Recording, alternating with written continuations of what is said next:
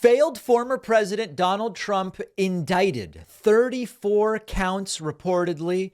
Donald Trump expected to be in New York City in court on Tuesday to be booked, mugshotted, fingerprinted, arraigned, and subsequently released. Donald Trump has absolutely lost his mind, posting the entire night to Truth Social. We will look at that.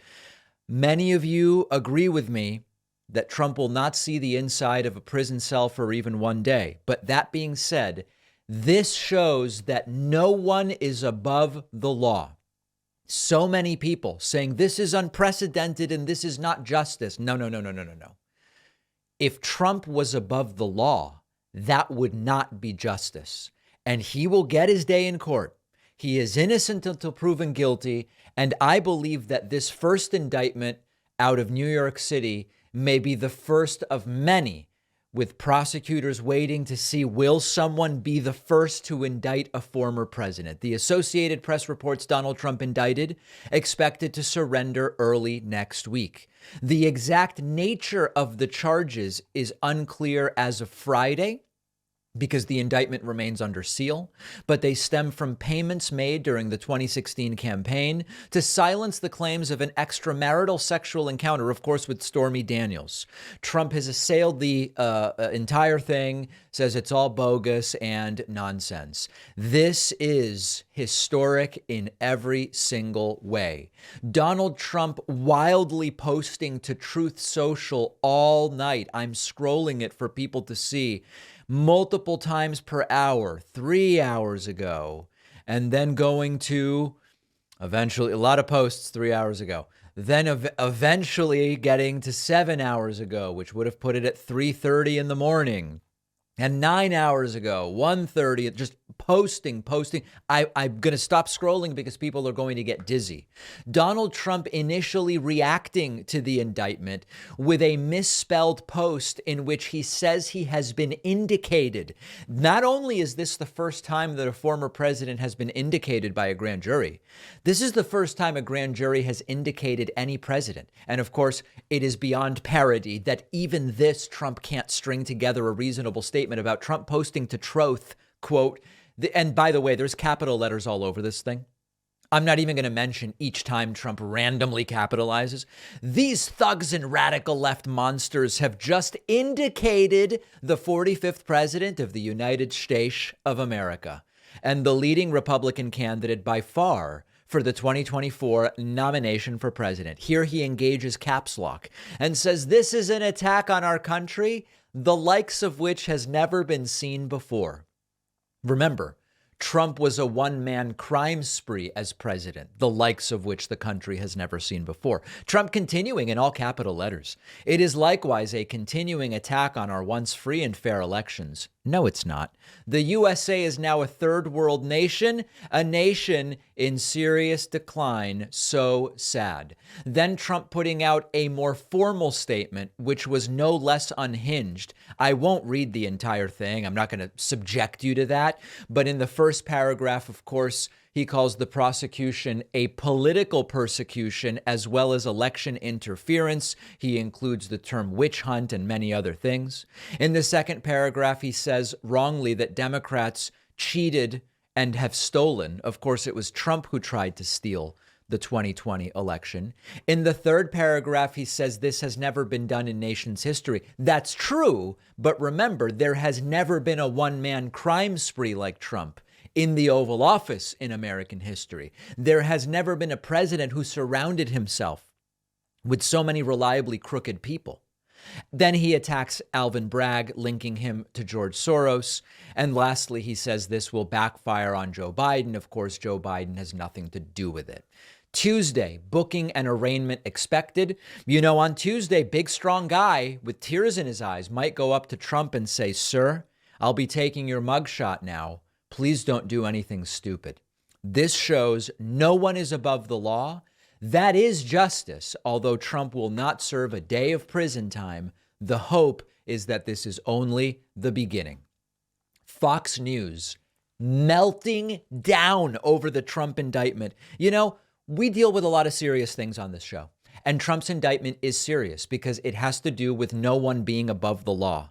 But I would be lying if I didn't admit that it was a delightful pleasure to see live on our stream yesterday, Fox News melting down. Check out this compilation from Media Matters' Kat Abu.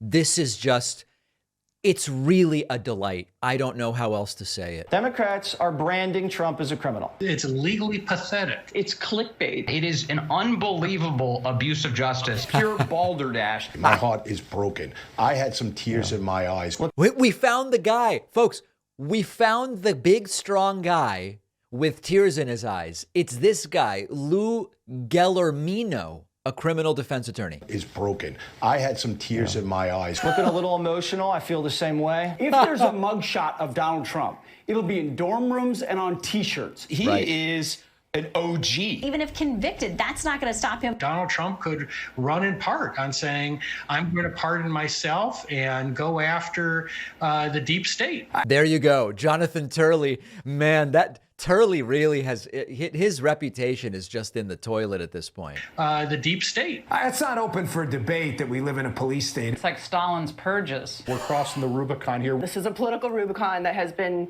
crossed. They have crossed the Rubicon. Basically, it's one party hunting another. It almost feels like they're pushing the population to react. It is a war on conservatism and MAGA. That's Mark Levin, by the way, screaming at the top of his lungs there. It's really wild stuff. React. It is a war on conservatism and MAGA. They want you to strike out. People better be careful. And that's all I'll say about that. Yeah. Now, in terms of all of this stuff of the people aren't going to accept this and blah, blah, blah, and people better be careful. If they are insisting that the indictment of Trump is going to set the country ablaze and people are going to rip it apart and civil war and all of this stuff, the only obvious follow-up question to that is, who are the individuals that are going to do that? And how do you know that they are going to do it? Because what they are saying is MAGA is going to do all those things. You'd better be careful because of MAGA getting violent. You'd better be careful because the MAGA people will rip the country apart. Now, the upside of this is, so far, we're closing in on 24 hours into this thing. It doesn't actually seem like the MAGA people care enough to even go out and protest. That's the amazing thing. And I hope there is no violence. But for all of these clowns saying this is going to be a really bad thing, it's going to be uprising, you're saying the Trumpists will be violent because the progressives who like seeing justice, why would they go and protest? We're just going to follow the story. Incredible stuff that is going on, and you really do love to see it. We found another guy with tears in his eyes, Republican Senator Lindsey Graham, who has debased himself humiliatingly over the last 6 years, was tearing up on Fox News last night. It does not get much better than this. Here is Lindsey crying about Trump's indictment. Wow. How do you do it? You take if you got a pile of crap and you chop it up 34 times, it's still a pile of crap. It's duplicitous charging. I think by duplicitous, he means duplicitous or duplicative. It's very unclear what he's talking about, but he is all teary. A pile of crap. It's duplicitous charging. They're trying to smear the guy. They're trying to take cases that nobody else would take and resurrect them. This is literally legal voodoo. Folks, I really hope that this is the first of many indictments. I really do. If Lindsey is this broken up and triggered by the first one, which is arguably the most minor one, what's happening in Georgia is potentially far more disastrous for Trump than this. Just you wait until we get to the next one. So Lindsey not having a good one. Let's briefly talk now about Eric Trump. Donald Trump was indicted. He will be indicted. The jury voted to indict. He will be arraigned on Tuesday. Within a couple hours, Donald Trump's, I guess, least favorite son, Eric Trump, goes on Fox News, and he reacts to the indictment by ranting about CVS and Tylenol. Now, you might be saying, David, wait, I know about Advil. I know about Tylenol. What's Tylenol? I also don't know. But here is Eric Trump ranting about CVS and Tylenol in response to his dad's indictment. Us every single day. And this is a city, I spent a lot of time in Europe, that is falling apart. I went into literally CVS the other day, and you can't buy Tylenol because it's locked behind these glass counters because there's so much theft and there's so much looting, there's so much homelessness and crime, but yet their attention is going after Donald Trump. Little girls. Yeah. So listen, first of all, you go into CVS or you go into Walgreens anywhere in this country. When I was just recently in Florida, I went in, I had to get my very powerful hair product. It's locked up. I had to ask, could you pretty please with the key open it up for me? You go into a CVS north of New York City, as I recently did.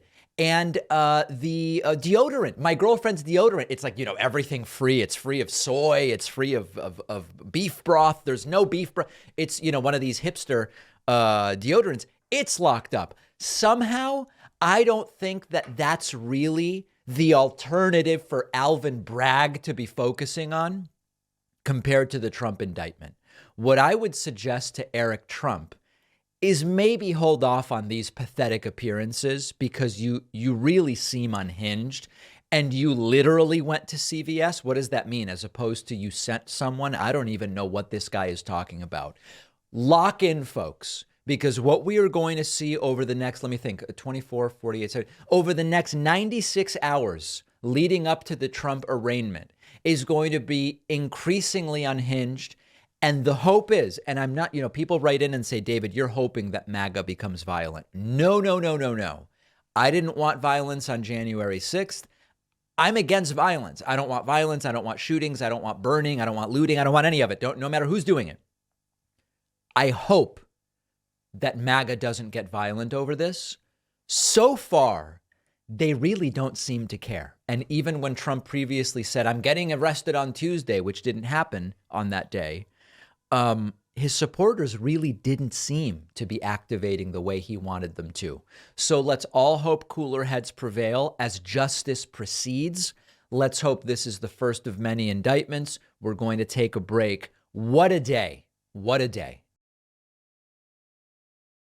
One of our sponsors today is Bon Charge. I have always enjoyed dry saunas. You get in there, your heart rate is up, dilates the blood vessels, can soothe achy joints and muscles. It's relaxing. It's just a great way to remove a little stress.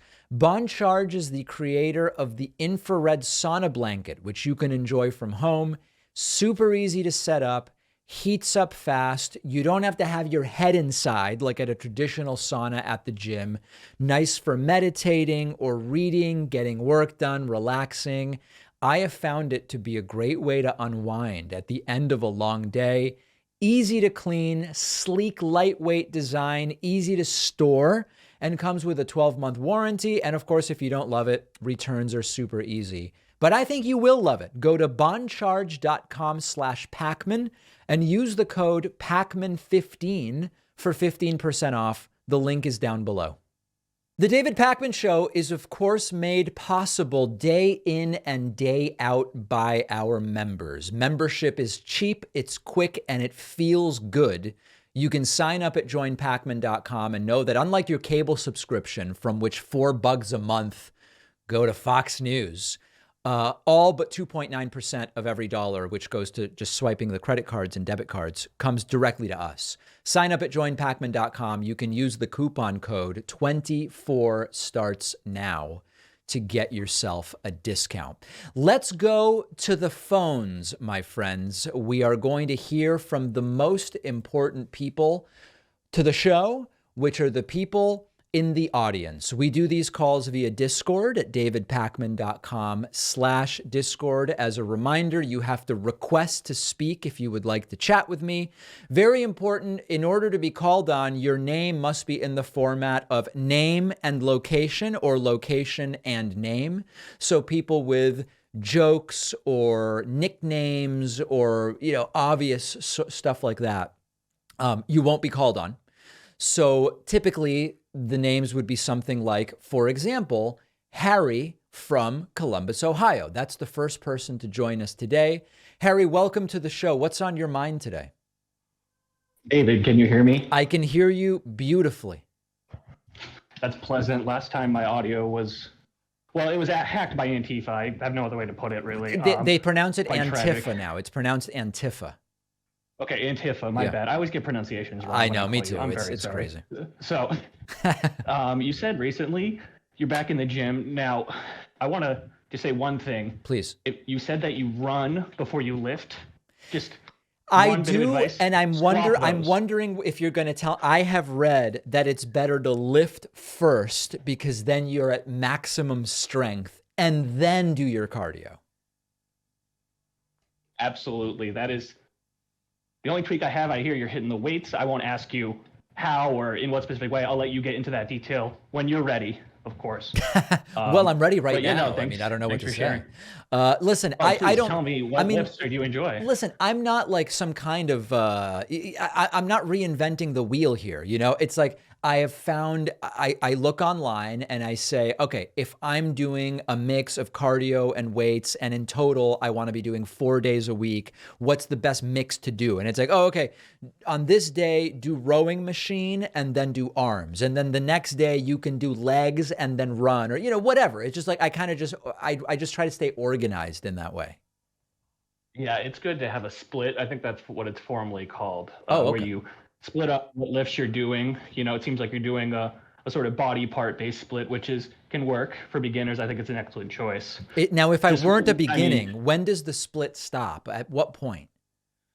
I think when you're ready to move on to something new, when you're saying, okay, I don't think this is giving me the returns, or when you learn new information, for example, I think is a good way to learn. Like when I realized, I'm not really hitting certain muscles that I could. That's when I, changed things up, started switching from a back barbell squat to a front barbell squat. Wow. You gotta look for these things. Well, listen, Harry, I'm not there quite yet, but I do appreciate the check-in, and I'm going to keep going. Okay.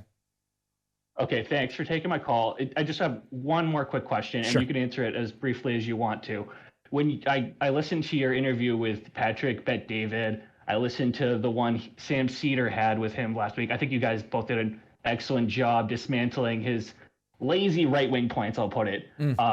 But my question is, how do you have the confidence, I don't want to say media training-esque feel to how you approach these guys, but what do you do mentally to just steady yourself, keep positive, stay on top of all your talking points, counter theirs? What is the mentality? I really don't do any special prep. I just try to have my normal routine for the day. You know what I mean? So because what I find is that the Patrick Bet-David thing is in the morning, right? If I shake up my routine and don't have the breakfast I would normally have or whatever, if my routine is thrown off, I won't feel prepared. So I think it's just maintaining my routine basically and getting enough sleep. Oh, and he's gone. Oh, where did he go? All right. I hope my answer was satisfactory. Let's go next to Dev from Syracuse, New York. Dev, welcome to the David Pakman Show. What's on your mind today? Hi, David. I've got a question for you. Sure. You can hear me all right? I can hear you fine. All right. Well, Syracuse, I don't know if you know much about Syracuse, upstate New York. It is a pretty mixed place, but probably a little more leaning to the right in general. Lots of suburbs and country farmer areas. So I would describe myself as a progressive independent. And I know titles are a difficult thing, but I recently became a firearm owner. Okay. And I was wondering what your opinion is on personal firearm use in the context of a tool that might be used for some things in the future. I kind of look at it like an EpiPen. Right. It's something that I never want to use. I'm not really a hunter, but I want to have it available in a situation that may occur where it would be useful. Well, listen, you bring up a really interesting point, and I have a lot of friends who are progressive gun owners, many, many, many friends.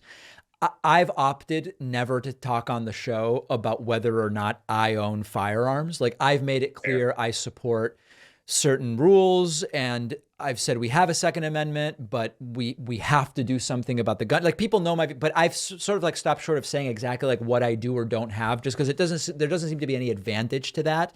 And if I said exactly what I do or don't have, I just don't know if there's any win there. But One Agreed. thing that is very, very compelling to me is any scenario that is a hypothetical scenario that comes up in which the right wingers have all or most of the guns, that doesn't sound good. Even if I think we are much better off reducing the number of firearms out there by 95%. And like, for example, even if we could limit them to people who demonstrate that they're for hunting use or it's for target shooting and you keep it at the range in a safe that's there, or if you can demonstrate an actual need for self-defense, not the vague, I've got 50, like, okay, maybe that would be the ideal thing, reduce the number of guns out there by 95%. We don't have that situation. And therefore, I don't really love the idea of the right wingers having all the guns. And what you're talking about, these contingency scenarios, make a lot of sense to me in terms of a motivation to say, I want to own some firearms. You know, New York is, I don't know all of the gun laws across the country, but it seems like New York is one of the most strict gun laws areas in any of the states. And I definitely think that that's a good thing. Running into roadblocks when you're trying to purchase a firearm, even as a safe, normal citizen, so to speak, I think is a good thing. It shouldn't be easy to get a firearm. I agree. And listen, in New York City, I'll just say it this way. I have experienced, it could be for friends, I have experienced the New York City process for the handgun permit, and it's not easy, but it is possible. And if you do it right, then it's a permit that you're able to get. Let me ask you just this one related question, and I'll let you go. I had seen an idea that I think could appeal to the right wing as well after they get over the fact that, it's a change, which is difficult for them to process. It was essentially like an evolving gun license where for each firearm that you wanted to own or even just fire, you had to qualify on that particular firearm. And therefore, that license would almost be like collecting. It would tap into that kind of psyche of collecting, and you could. That's a super interesting idea. That's a super interesting. I mean, commercial pilots have to qualify on the planes that they fly. I think that's a super interesting idea. Dev from Syracuse, great to hear from you. Very, very interesting. Let's go next to John in Sharpsville. John in Sharpsville. Welcome to the David Pakman Show. What's on your mind today? John in Sharpsville, I've invited you to participate. You do need to accept my invitation. It was going so well today until we got to John in Sharpsville. All right. Well, I guess we're not going to hear from him. Let's go to Ty from Iowa. Ty from Iowa, welcome to the program. What can I do for you today? Hello, David. Can you hear me? Yes, I can. It sounds like you're probably on speakerphone, but it's good enough that I won't make a big deal out of it. Oh, I'm using a Blue Yeti mic. Blue Yeti. Oh, wow. Okay. Interesting. All right. Well, please proceed, sir. Okay. So I wanted to bring this up just because I've been kind of thinking about it. So I know that you have said before that the right wing in Europe has more in common with the Democratic Party in America than they do with the Republican Party. I've said that? Oh, I thought I've heard you say it. Maybe I was wrong. I think I remember you saying what I have said is that mainstream Democrats in the U.S. are certainly centrists in most of Europe and even center right in some of Europe.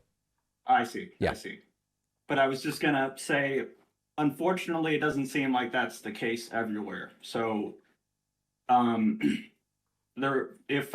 so I would kind of consider the Democratic Party to kind of be globally more center right, and the Republican Party more as hyper partisan or even far right. Okay. And it's obviously not as nearly as common as in other countries, but we've seen in Brazil with Bolsonaro, who's sometimes called the Trump of the tropics, and his supporters rioted in Brasilia at the Free Towers Plaza, and we've seen in Hungary with Orban, and in Italy with Meloni, I think is her name, right? Meloni, yeah. Yeah. So how do you think things like these kind of start, and how dangerous would you say these types of movements are for other countries? Like, we've already seen Russia turn into a dictatorship. You're saying how does what start? Like, how do these kind of populist right-wing movements kind of just form and just kind of take people over and turn into a Well, cult of personality. here's the thing, it's often starts with the employment of populist rhetoric by badly intentioned individuals. And this is why I've said before, populist rhetoric can be a dangerous thing, because right-wing populists and left-wing populists will say very similar things. But then when they get into power, they do very different things. And so with a lot of these situations, it really is a populist rhetoric by a would-be authoritarian that the people fall for. Sometimes they fall for it in a context where things are already very bad in the country, Venezuela, Russia, other places. And so I think it really starts with the rhetoric, at least in places that are at least superficially democratically elected, if that makes sense. Yeah, I got it. I feel like a lot of this stuff can't be done without populism, unfortunately. I think. Yeah. And remember, populism is a rhetoric. It's not a policy proposal. Tucker Carlson and Bernie agree. The middle class is really getting screwed in this country. Bernie thinks it's by, corporations and elected officials who do nothing for them. Tucker is like, they're getting screwed by like BLM and looters and brown people from Mexico, right? So they both are like, the middle class is getting screwed. Very different ideas as to how we deal with it. Yeah, I'm just really kind of hoping that every single time one of these people doesn't get their way, yeah, they're going to urge their supporters to do violence. I really hope that's not going to be a thing, but it's happened twice. It's really weird that it's happened twice. I hope not as well. I'm with you, Ty. Yeah. All right. Thank you for the call. Thank you for taking my call, David. Very much appreciated. Thank you. Let's go next to Jason from Mount Juliet. Jason from Mount Juliet. Welcome to the program. Hey, David, thanks for having me. Pleasure. I actually wanted to ask you about the tweet from earlier this week. Sure. That you're getting a little bit of heat from. A little bit, so, yeah. Yeah, a little bit. So I honestly think that overall it was pretty rough, but at the same time, you made a very valid point, because there has to be something done beyond what the typical response has been, right? And let me say, just because you're here, and by the way, you're in Tennessee. I am. You know, there have been people who could, like Candace Owens keeps hammering on, why won't I apologize? So it's like, well, listen, I'm not going to apologize for the statement I made, which was thoughts and prayers don't stop school shootings. We need to do more. However, what I did learn, Jason, is that even though anyone in my audience, when they see the tweet, they go, David's not blaming kids for getting shot. He's blaming the people who don't do anything other than thoughts and prayers. My audience gets it. That sarcasm doesn't translate well. Number one, to people who don't already know me. And number two, to people who might understand that it's sarcasm, but they want to pretend it's not in order to attack me rather than talk about guns. So it still was a learning experience for me. The sarcasm may not work well in tweets. No, for sure. I would also say there's probably a third category there of people who are typically not terminally online, like a lot of us are. So we understand the humor, we understand your point because of, just the discussions we have regularly on the internet. Sure. But people who just peruse and can have somebody like Donald Trump Jr. Kind of echo a sentiment against what we are saying or what you said to make it look bad is it makes sense that you got the flack you did. I agree. I wanted to say that as somebody from Tennessee, not originally from here, but who lives here now and who has a little one who goes to a school very similar to the one that the tragedy happened at. Yeah. You made a very valid point, and I wish that my state would do something more than what we're getting from our representatives. I'm with you, Jason. So, I'm with you. Appreciate the call. Hey, man. Have a good one. All right, Jason from Tennessee. Let's take just a very quick break, and I'm going to take more calls, so stay with us on the Discord if you'd still like to get on. We'll take the quickest of breaks and be right back. Don't forget that the best way to support the David Pakman Show is by becoming a member, which gives you access to the daily bonus show, the regular show with no commercials. You also get access to our entire archive of every episode dating back a really long time, and plenty of other awesome membership perks, go to joinpacman.com. Joinpacman.com. Let's hear from some more people. Of course, we do this on the Friday show. You can follow, talk to me, I guess is what I'm saying, by signing up for the Discord at davidpacman.com/Discord. Let's go next to Kevin from Philly. Kevin from Philly, welcome to the program. What's on your mind today? Kevin from Philly, you've got to accept my invitation, my friend. There he is. Kevin, welcome. Hi. I was just wondering, we've heard recently more stories from Donald Trump with grown men with tears in their eyes. Yeah, the latest one is like that DeSantis came to him crying about an endorsement. Right. Do you think it's at least possible that Trump maybe just wears too much cologne or has very bad breath, and that's why the grown men constantly have tears in their eyes? That it's just listen. Like a odor issue. I'm as confused as you are as to why grown men are regularly bursting into tears around Donald Trump. And maybe you're right that it's like a cologne type thing. Maybe it's a bad breath thing. Honestly, though, I think the most likely scenario is Trump's just making it up. All right. Agree to disagree. You genuinely think people are crying, but you want to find the reason why. I don't know. We'll see. Do you believe for a second that DeSantis cried in front of Trump? No, of course not. I don't either. It just doesn't I don't seem. even think the conversation happened. Oh, yeah. Well, no, I mean, that's a good question. Did DeSantis ask Trump for, maybe the endorsement request was made through intermediaries. It seems reasonable DeSantis would ask for an endorsement. Yeah, I do wonder if the primary does come down to them. There was this commercial where DeSantis was reading a book about the wall and Trump to his child, and it's just this sycophantic suck up commercial to Trump. And it would be so interesting if that popped back up, if it was a primary between them, just to show how subservient Ron DeSantis was to Trump. I'm going to look for that. That sounds interesting. Also a few years ago, Ron DeSantis pronounced his name Ron DeSantis, which I find strange to change how you say your name at age 40. I think that should make a comeback. DeSantis, yeah. All right, Kevin from Philly, appreciate the call. Thanks. All right, there he goes. Why don't we go next to Jason from Virginia? Jason from Virginia, welcome to the program. Hey, David, how's it going? It's going well. Hey, just following up about that tweet controversy. How do you feel about getting acknowledged by Donald Trump Jr. and potentially the Taliban? Well, listen, here's something that's fascinating. Donald Trump Jr. and the Taliban were able to find common ground. They really didn't like my tweet about gun safety.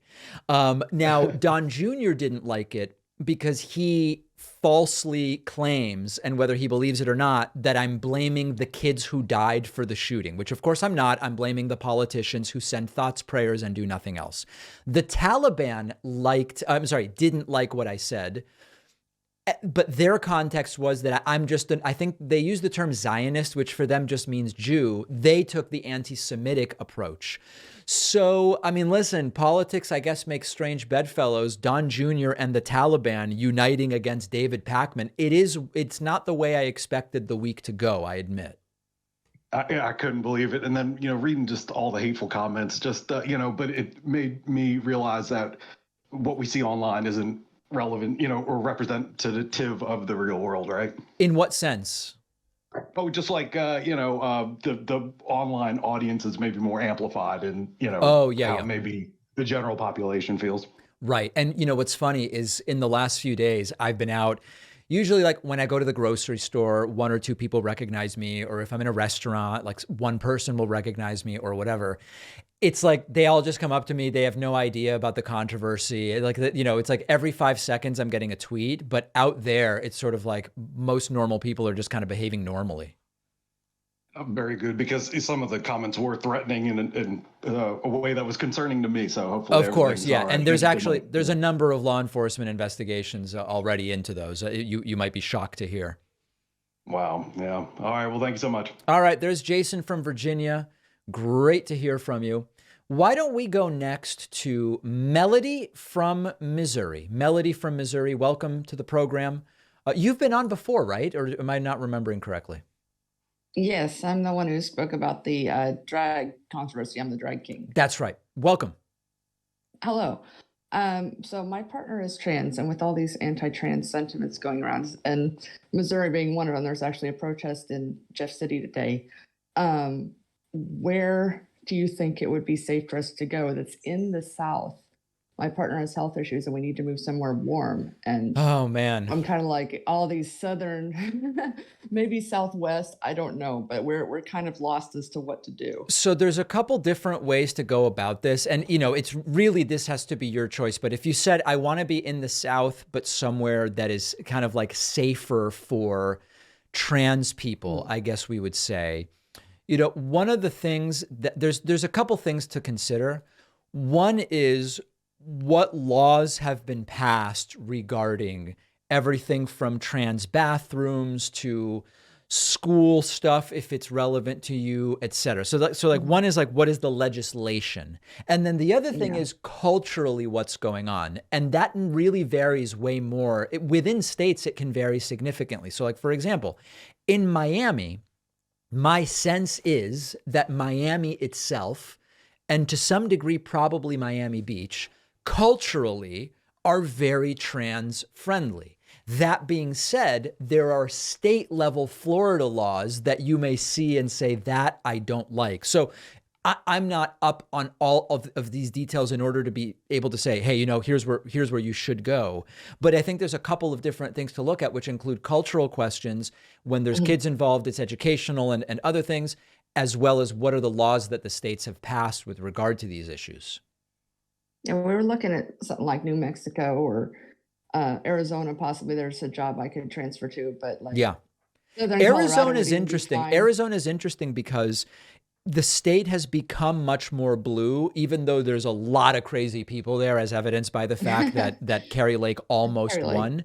But there's parts of it that are correct me if don't hold me to this, but like I think Tucson, for example, is becoming quite a left-leaning city. And I've spent some time down there and really enjoyed it. So you've really got to look at the details. Well, we're kind of in a blue spot in a red state right now. We're in Kansas City. So we've got lots of gay-friendly and trans-friendly places that we go to. But you look at Missouri at large, and it's kind of getting depressing. It's the state versus local, and then the culture versus law thing. Yeah. Listen, I'm sure you will end up making the best decision for your family, but I know it's a tough situation. Thank you so much. All right. Melody from Missouri. Great to hear from you. Let's go to Justin from Utah. Justin from Utah. Most of our Utah callers just happen to be Mormons, even though I know Utah is filled with people who aren't Mormons.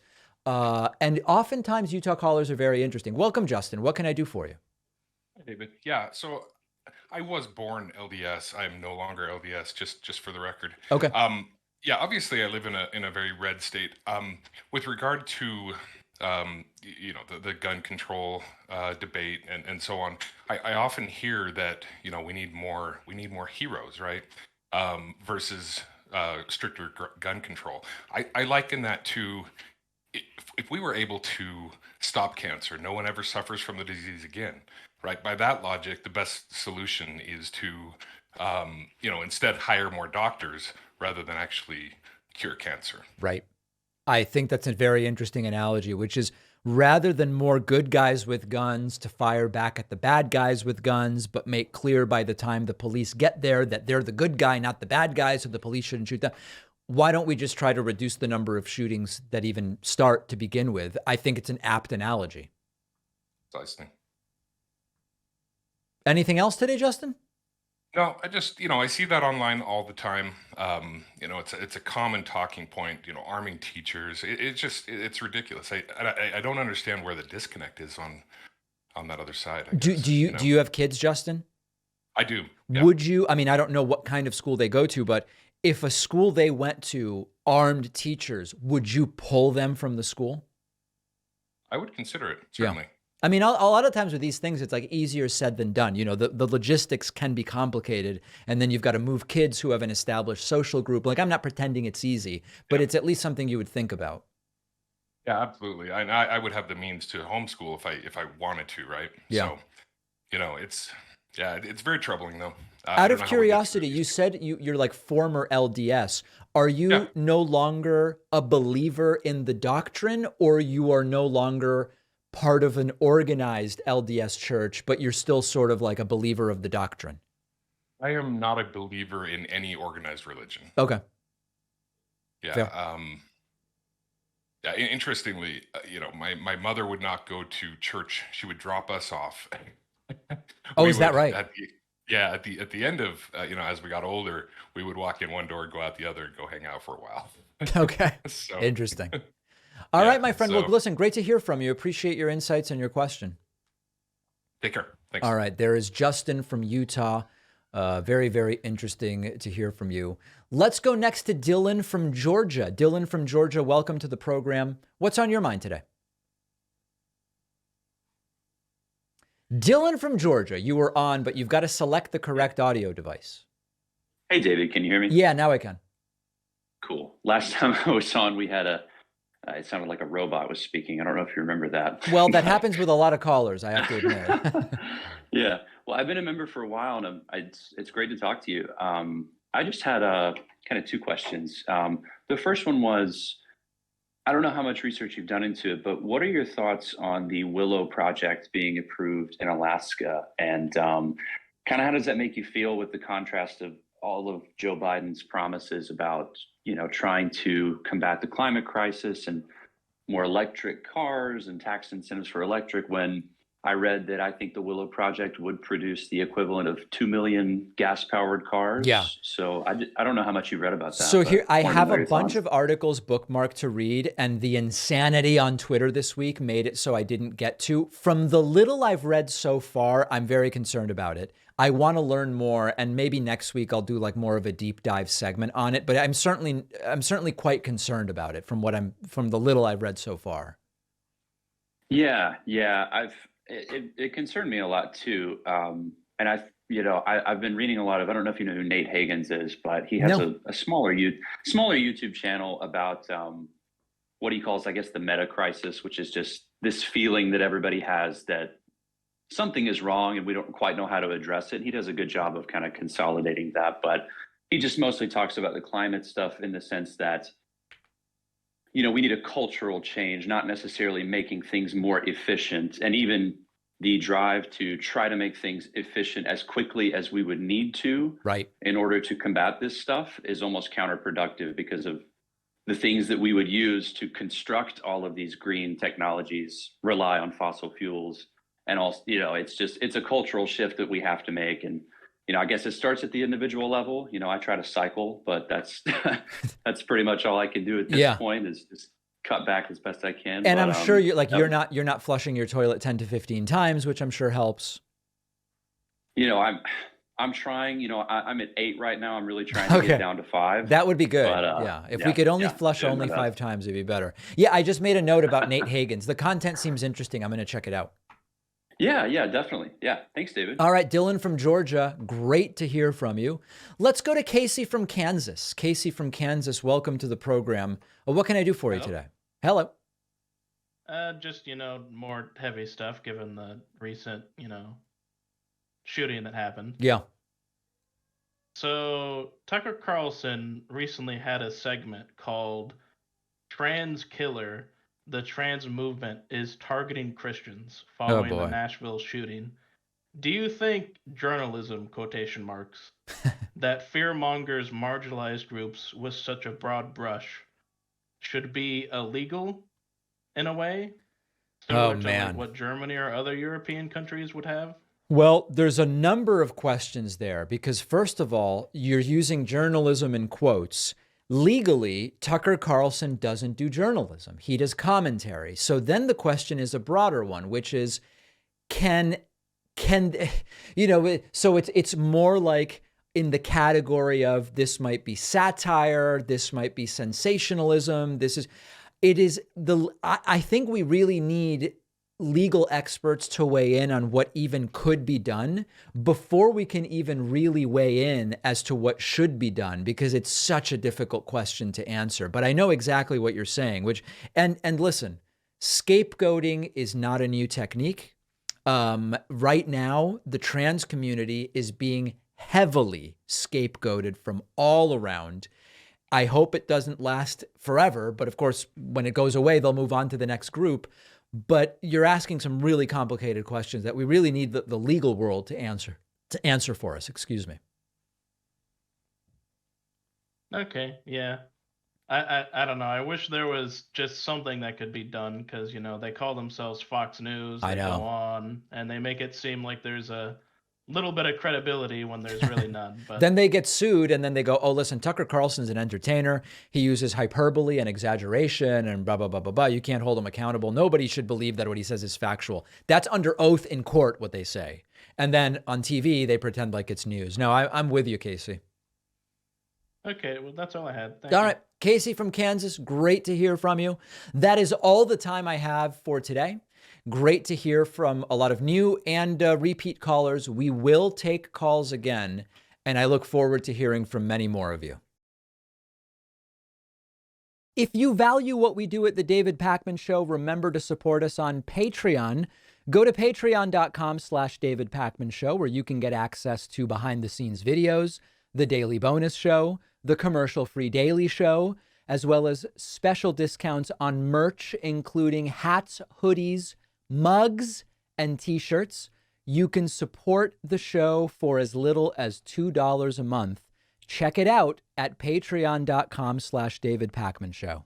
All right, let's hear from some of you through the Friday feedback segment where emails, Facebook comments, YouTube comments, smoke signals, telegrams, Twitter replies, all sorts of communications with the show may be featured on Fridays. If you just want to keep it simple and send an email, you can email info@davidpakman.com. I have to admit, this first message, I don't understand if this is from a Nazi or from someone warning me about Nazis and saying they have taken over. The message is as follows. The weak fear the swastika. You all had your chances to deal with this. You dropped the ball. We told you for years, we are everywhere, and eventually we would have to come out. Well, here we are. Now it's our time to deal with these Weimar conditions. Welcome to National Socialism. Is this a Nazi saying we have now taken over because you didn't stop us? Or is this an anti-Nazi saying because you didn't stop them, the Nazis are now here? I genuinely have no idea. Someone else knows what that message is about. Please let me know. The anti-trans movement continues, and it continues plaguing our YouTube channel.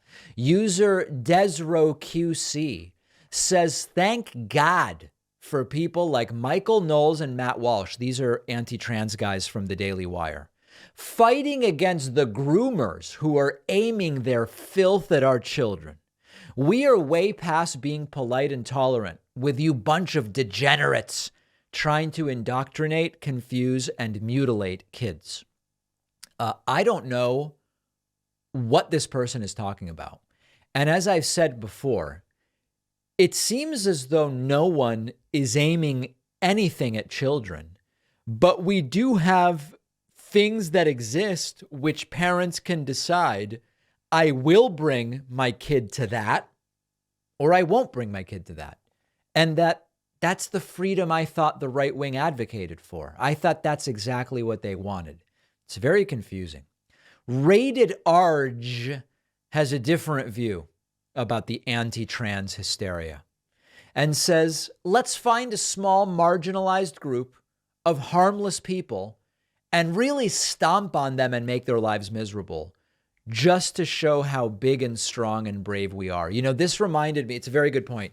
This reminded me of Arnold Schwarzenegger's recent video, 12-minute video, which was, it dealt with discrimination of all kinds. And certainly you could tell that he was pushing back against the anti-trans rhetoric, but it was also pushing back against anti-Semitism. And one of the great points that Arnold made, referring to his own father, who was a Nazi sympathizer, was all of these movements, these groups, these coalitions based on hate, they end up being losers at the end of the day. You never look back at them and say those were the winners. The people who opposed women voting, those were the losers. They hindered obvious progress in the United States. The Nazis in World War II, of course, the anti-gay people who for 20 years shouted about two men. If you let two men marry, next thing you know, people will be allowed to marry horses. They're losers. They are. And when you look at this comment, which is, it's not a very big thing. Big, and by big, I mean alpha, right? To choose the weakest people and to say that's who we're going to go after. Excellent comment. And I couldn't agree more. Here's a comment about critical race theory. This individual, why am I Mr. Pink, says the issue with critical race theory is that it teaches the idea that systemic racism is a thing when it is not. No one on the right wants to stop the teaching of history. They hate the lies about it. Also, history is complex. Take the issue of slavery. After slavery was banned, many still worked for their owners. Why? Why didn't they pursue a new career and become landowners? Because many were fine in the position they were in. That last part is pretty crazy. The reason some slaves continued working for their owners when they were technically freed was that there was still all sorts of between the lines discrimination that was allowed and was happening. And because many of those folks in their individual situations didn't really have much of a choice. With what money were they going to go and buy land? It doesn't make any sense. But let's go to the more important part. It teaches the idea that systemic racism is a thing when it is not. Listen, there have been major advances in the United States when it comes to dealing with systemic racism of different kinds. And that has taken place to different degrees. We still have a number of different systemic realities in the United States that go above and beyond the individual. For example, there are still significant effects when it comes to public transit in many cities, where the historically redlined neighborhoods disproportionately represented by minorities are much less well connected via public transit. That's a systemic issue. That's a systemic issue where in certain neighborhoods, you're going to have more of an issue getting to jobs in certain parts of the city.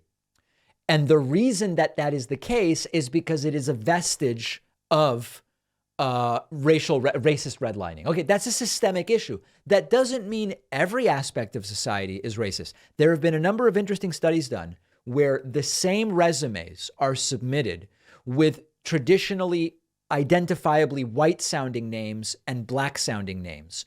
No difference whatsoever when it comes to the credentials, and the white-sounding names are much more likely to get an initial interview. That's a systemic issue. You could be, the idea is you're just as qualified, but because of a name that is stigmatized with a particular race, you're less likely to even get the opportunity to prove yourself in an interview. That's a systemic issue. Now, that doesn't mean that there haven't been great improvements made as well. So the idea that there are no systemically racist issues doesn't make much sense. Gerald says, I wish every Republican doing an interview would be asked, explain what critical race theory is and explain what woke is. Yeah, me too. We've talked about this before. When they are asked to explain critical race theory, they usually spit out, it teaches white kids that they are bad because they're white. I missed that day in class. And when you ask them about woke, I mean, last week, even Fox host Dana Perino said, woke can just be a feeling or a sense. Here's another question relating the drag show stuff to, I guess, irresponsible parenting. This user says, would you, David, hand the car keys to your child and say, go have fun, go as fast as you want? This is equal to taking your child to a drag show. That escalated pretty quickly. No, I mean, listen, in 16 years, I will start teaching my daughter how to drive, and I will teach her the rules of the road, and I will teach her about road safety, and she will have to go to driver's ed and complete a number of hours of driver training and all of that. And then I will still continue to espouse the need to be careful when driving. And I can't think of any way in which that relates at all to a drag show. I'm really racking my brain, and I'm not understanding how there's a connection between learning to drive safely and taking a kid to a drag show. Maybe someone can explain it to me. Giddy One posted to the subreddit about me saying no president has ever been arrested, that it is false. And I received a few of these messages. This particular post says President Ulysses S. Grant, or if I were Trump, I would pronounce it Ulysses, but it's Ulysses S. Grant, was arrested in 1872 for dangerous driving. He was fined and did not contest the arrest or fine. Then going on to say President Franklin Pierce was arrested for running over a pedestrian while driving his carriage in Washington, possibly drunk driving. He was arrested but released when his identity became known. So 2 things about this. It is absolutely the case that I misspoke, and I wanted to say indicted, which I think would have made my comment more accurate. But my research suggests that the Franklin Pierce story is questioned. What I've read conflicting accounts, and some say that it is not a true story about Franklin Pierce, but I'm not sure. But in any case, it does appear that Trump wouldn't be the first president arrested, but I believe from my research, it is accurate to say indicted. But we are going to continue looking into it very, very strongly. Another post from the subreddit asks, and this hits home, folks, is social media just not worth it? It's so goddamn infuriating logging on and seeing the most smugly brain dead, easily debunked BS get thousands of likes and shares. I gave up arguing with them long ago because exactly 0 of them will change their minds as a result. And I'll just get agitated with the stupidity while they fly back to the flock to claim victory. I know ignoring these clowns won't make them go away, but man, is it frustrating. I have said for a long time, I don't engage in social media arguments. Now, it's easy for me to say because I have a platform where I can do much more in an hour than in 10 hours arguing with individuals on Twitter. I understand not everybody has that. But my advice continues to be, I don't know that I would either get involved with it. For me, social media is, I want to see what is being said, but it's not for then starting to type furiously at people. I believe it is an exercise in frustration, and I sympathize with that completely. We try on our platforms, like the very subreddit that this message is from, we try to make it a more positive and controlled environment. We don't allow, direct harassment. And of course, people can disagree. We don't allow slurs and these sorts of things. But at the end of the day, sometimes it's just, wow, your opinions really aren't based in fact. And there's really nothing I can do about that. And that is certainly a sad thing. But I would agree with this person's view. Ignoring won't make them go away, but arguing with them on Twitter won't make them change their minds. And so we have to work in a different way. We have to work through campaigns. We have to work through activism. And that is much more effective than, arguing with someone on TikTok or whatever the case may be. Get your messages in, info@davidpakman.com, or through any of the other means that you can get in touch with us. We will have such a great bonus show for you today. And if you don't have access to the bonus show because you're not a member, then we will be back on Monday with a new podcast for you.